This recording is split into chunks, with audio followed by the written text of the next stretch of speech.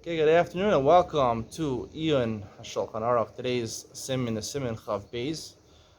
We're talking about making Shechianu when you buy a pair of tzitzis or you make a pair of tzitzis. If you make the tzitzis, you make the bracha when you finished it.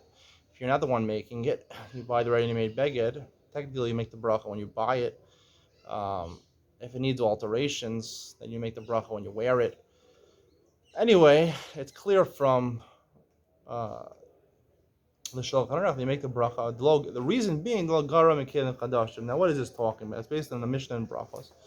Mishnah Bracha says you make Shechianu when you become extremely happy to do on Gashmistic things, physical desire, physical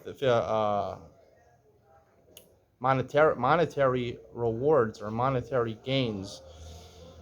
When you get a Yerusha from your father, or you have a child, these materialistic, if you quote unquote, gains that you make in this world, or you build a new house, or you buy a new house, I think would apply also. Kana kelim chadashim. So what kind of kelim chadashim are we talking about? I mean, so you buy a house and, the real estate agent, he says, by the way, I'm going to throw in, the owner, he wants to throw in besides the house, he's going to throw in a couple pairs of tzitzis also. Thanks, that made the deal. Or I'm on the fence. Should I buy the house? Should I buy the house? You know what? The house he's selling for $1 million. You know what? He's going to throw in two pairs of tzitzis. It's an offer I can't refuse. So of course you buy the house, and then you find the tzitzis don't have strings on them. You have to put the strings on yourself, and then you're stuck. And then you go to the broker and you say, I want to renege on the deal. He offered me two pairs of tzitzis. I wasn't gonna close. I have no money in the bank. I only have $200,000 in the bank. I can't get a mortgage. All the banks refuse me a mortgage, but I'm willing to go around from all the gemachim to get the money because he offered me two pairs of tzitzis. You know what? Those two pairs of tzitzis, he didn't even put the tzitzis on. I had to put it on myself. I don't know how to put tzitzis on myself. I have to go to some school. There must be some program out there that has a program where I can learn how to put tzitzis on. I've learned in Kola for 20 years, and I never learned how to put tzitzis on, and he's making fun of me. He's mocking the fact that I'm Kola, man. I have no money, can't afford the mortgage, and he's making me put the tzitzis on myself, on top of the loft. A chutzpah. It's bias. He's a real estate mogul. He's worth $200 billion. Crazy guy. How can you do this to me? I got the deal, and the guy says, no, you signed on the dotted line. I'm taking him to court. You don't have a lawyer. And he tries to take him to court. And this guy comes with his team of lawyers. He's got 25 lawyers. That's it. He's done. He has the house. And now he has to run to the gemachim to get the mortgage because he can't afford the mortgage. And he has to also pay someone to put on the tzitzis. That's the worst part. No, when you buy a house, this is all a joke. When you buy a house, kelim chadashim are the furniture you'd buy. You buy a sofa. You'd buy a dining room table. You buy a refrigerator, you'd buy a stove, you'd buy some closets, some beds. These are kelim chadashim. These are things that make your house your house. Furniture, basic furniture and appliances, a washing machine, dryer. Those are kelim chadashim. Those are cause you simcha. They're big purchases. Pair of scissors, how much does it cost? Go to the store. I think for my last pair of scissors, I paid like 55 shekel. How much is that? $15? I mean, I don't think that's worthy of a Shechianu. Shechianu, when you get a Yerusha from your father, you get a $10 million Yerusha. You have a child, you have a son. That's a pretty big event, or a daughter, you say Shechianu, Not everyone's zocha to have children, but pair of tzitzis, go to Mishkan Atcheles, go to Z Berman's. You can get your pair of tzitzis. It's not so hard. It's very surprising that you make a Shechianu because of that reason. Now the Rambam, the Torah says there's a different reason. The Tosefta says that you make a shechianu on tzitzis for a different reason.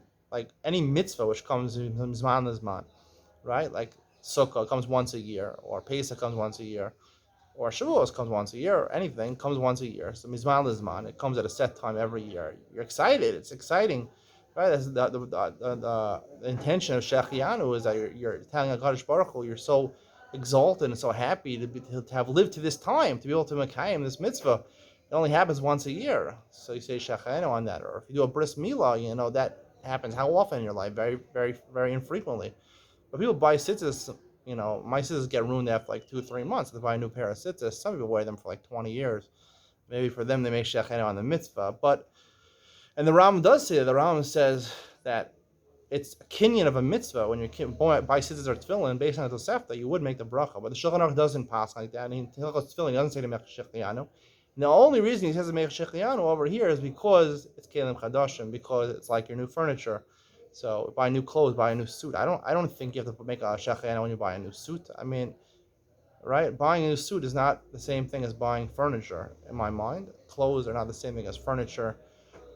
We could dispute that at a different time. But scissors for sure is not the same thing as a suit, unless your scissors made out of silk or something like that, and they have Ferragamo symbol on it.